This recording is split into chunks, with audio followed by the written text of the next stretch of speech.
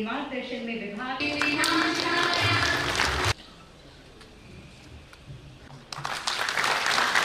से मंच पर आमंत्रित। सर सभी फ्रंट देखिए। भांति है हमारा enjoy the retirement, one who plan and prepare themselves. ये सॉफ्टवेयर भी हमने भविष्य में इंटीग्रेट किया हुआ है, आपको यहाँ पे मिलेंगे। इसके अलावा जब हमारे enjoy the retirement, one who plan and prepare themselves for retirement. Only they can adjust well to the retirement, and they are more likely. आज इस वर्कशॉप का हिस्सा बना हूँ, यह मेरे लिए बेहद ही गर्व का विषय है। इस वर्कशॉप का मुख्य उद्देश्य रिटायर होने वाले कर्मचारियों की मदद एवं सुविधा के लिए जागरूकता उत्पन्न करना है, जिसमें रिटायरमेंट संबंधी प्रस्तावों की प्रस्तुति, भविष्य पोर्टल के सदुपयोग, एकीकृत पेंशन पोर्टल, रिटायरमेंट लाभ, साथ ही साथ capacity building of Jammu Kashmir administrative service officers को खास करके उस समय ये यूनियन टेरिटरी बना था और सेंट्रल रूल्स लागू हुए थे, तो उस समय कई कैपेसिटी बिल्डिंग इनिशिएटिव शुरू किए गए थे। इसी सभागार में जीएफआर के तहत ट्रेनिंग्स आयोजित किए और ये देखा गया करीब 500 अधिकारी जम्मू कश्मीर एडमिनिस्ट्रेटिव सर्विस के national centre of good governance में 12 कैपेसिटी बिल्डिंग प्रोग्राम्स अटेंड किए थे। बैंक जो है जो हमारा इलेक्ट्रॉनिक जो हम इशू करते हैं pension payment order. Retired officers sitting in this room. At the outset, I have to formally welcome you to this 54th pre-retirement counseling workshop. And I must also make a note of the fact that under the Modi government in the last 10 years, the Department of Pensions and the Pensioners' Welfare has certainly become one of the more vibrant departments in the government of India.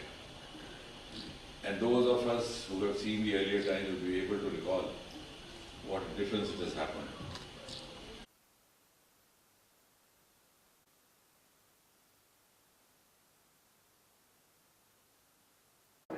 Bharat सरकार pension विभाग की ओर से आज ही एक विशेष आयोजन किया गया है जम्मू कश्मीर के सेवानिवृत्त होने वाले कर्मचारियों एवं अधिकारियों के लिए,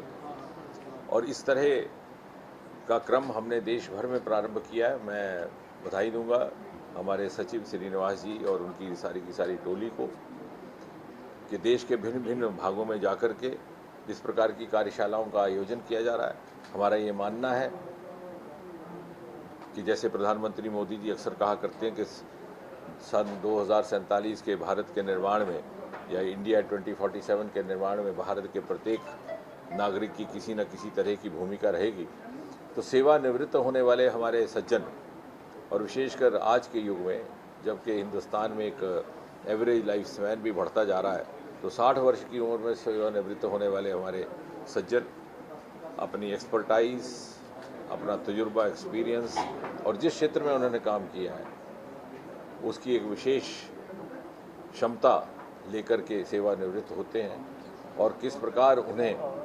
आने वाले समय में भी नेशन बिल्डिंग, राष्ट्र निर्माण के कार्य में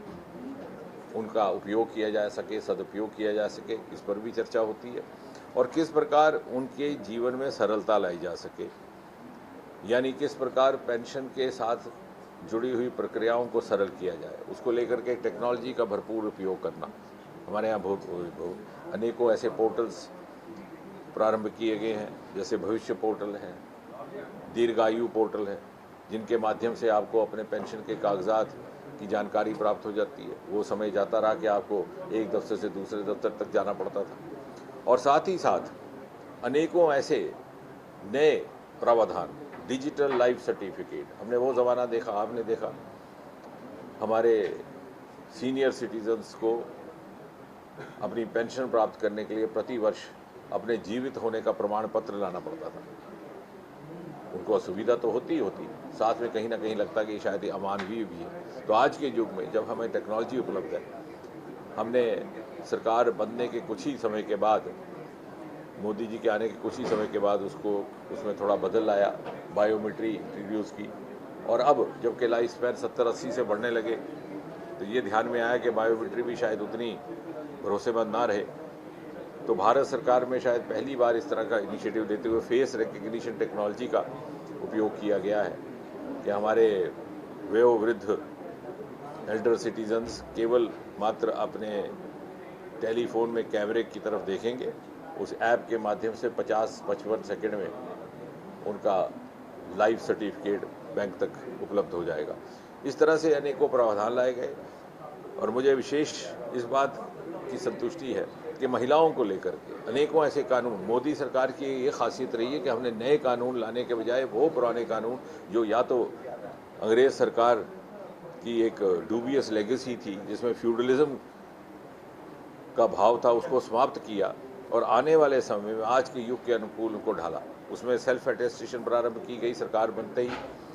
जो हमारे युवाओं को सर्टिफिकेट अपने टेस्ट करवाने पड़ते थे गेस्टेड ऑफिसर, उसको हमने समाप्त किया और देश भर में ये पैगाम किया कि अब ये ऐसी सरकार है जिसमें इतनी क्षमता है कि अपने देश के नौजवानों पर विश्वास कर सके। उसी तरह से पेंशन में भी हमारी तलाकशुदा बेटियों को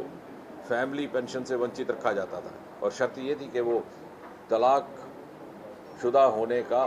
जजमेंट न्यायाधीश से निर्णय की प्रति लेकर आए, उसकी कॉपी लेकर आए। अब आप जानते हैं कि यहाँ फैसला होने में कई वर्ष गुजर जाते हैं, हमने उसको भी समाप्त किया है।